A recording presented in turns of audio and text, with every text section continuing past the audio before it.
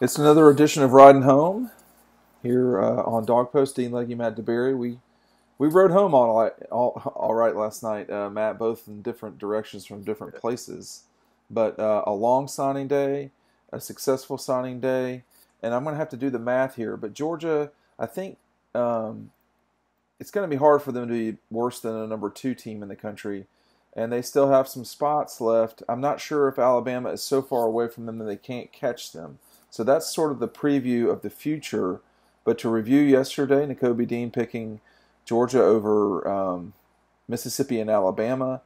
And where I was, Port St. Joe, Florida, Trey Sanders picking Alabama over the Dogs and Gators and maybe Florida State. It was as usual, Matt, it was a action-packed signing day. Absolutely. Another packed signing day. Obviously, Trey Sanders did not pick Georgia like many of us thought, but the day started pretty good with a big quarterback flip from Ohio State. I thought that was a big way to start the day. Obviously, with the Justin Fields news, Georgia really needed a guy who can come in and possibly play if needed, and they went out and got Dwayne Mathis to flip from Ohio State.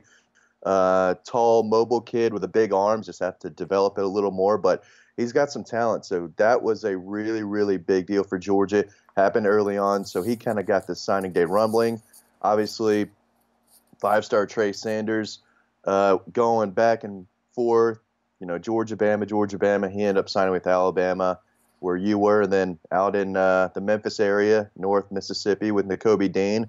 That was all over the place. I mean, I really didn't have or know where he was going until right up leading to his announcement. We kind of heard news that it might be Georgia, and that's a big deal. He is a very, very good linebacker, the ideal inside linebacker for this league, who can run, cover a lot of space, go sideline to sideline. Another 5-star that Georgia gets over Alabama and Ole Miss. So that was a big deal. Yeah, I'm getting more and more friends in coaching because of my age and their age, and they're in they're not at directional schools anymore. And one of them said that Nakobe Dean was very similar to Roquan Smith with the ability to run.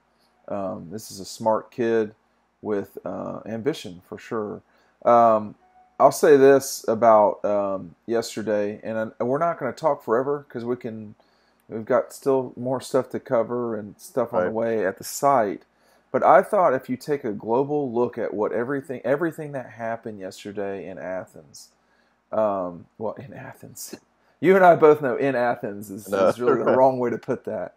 But with what Kirby and company did, they said, look, we've got a problem. We need to address it.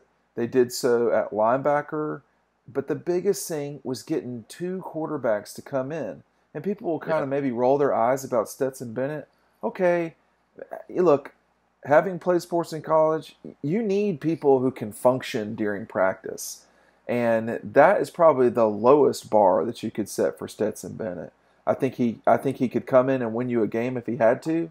I'm not saying he could come in and win you the conference championship game, but if you had to win at Tennessee, I think Stetson could win you that game for sure. So you need bodies in practice too. Well, that's more than anything, whether Justin stays or goes. Justin. It's not just that Justin Fields is not just an exceptional football player. He's a person who can throws the football during practice. I mean, why do you think that Kirby and them were so desperate for Bryce Ramsey to come back? Well, I think we all knew he wasn't going to start. So but they liked his personality. They wanted him to be around to, throw the football. I mean, and as it turns out, there were times when he was the backup quarterback. So you just don't know what can happen. So I think that they are like Spectre and James Bond. Now, the audience may not know what that means, but James Bond spends his whole career fighting against corruption and terrorism and so forth. But as it turns out, Spectre was the organization was always, behind things. And what Spectre is, they will tell you, is they are everywhere all the time. That's what Kirby and them are in recruiting. They know exactly how to recruit to their, not just their need, but they can quickly change. I mean, that kid in Michigan that is coming down to play quarterback, I mean, how much had you heard him in Georgia? Not a lot until Right. yesterday. I mean, kind of heard it might happen. Had to do some quick research on the kid. I really didn't know. It's not like he was a guy that I was hearing about for weeks. Not And at then, all. and frankly, with Stetson, I can assure you, they were not coming back to Georgia. Yeah.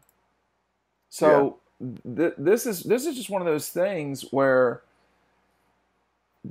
I think those two moves are the most impressive thing ever, because Nakobe Dean will be a player right away at Georgia, and missing on Trey Sanders because he went to Alabama is, both of those things are stuff that happens every single signing day.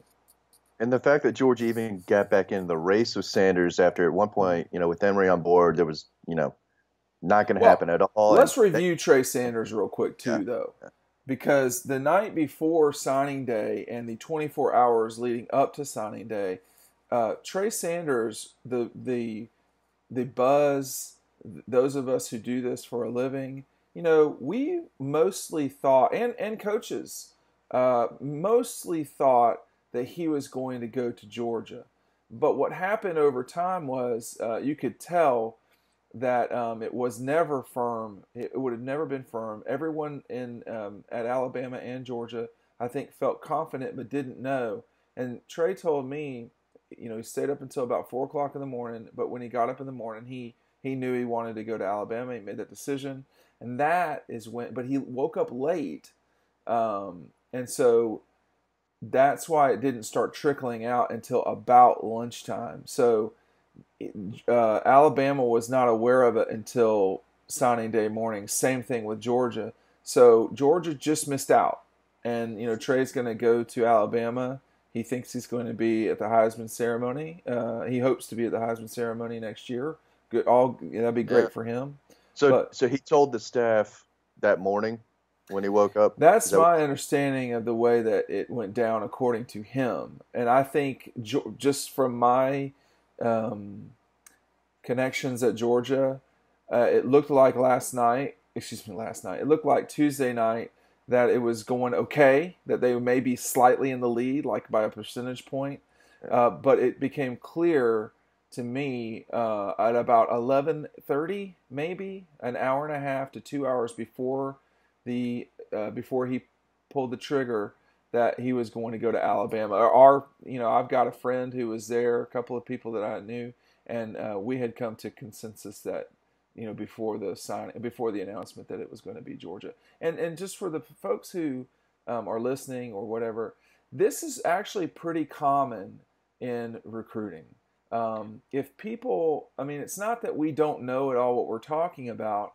It's that there's plenty of that, but that's not exclusively what it is. A lot of times, the coaches don't know either. And Matt, you were at Nakobe Dean, which I think was probably wilder in terms of fluctuations as to where he's going to go than Trey Sanders was.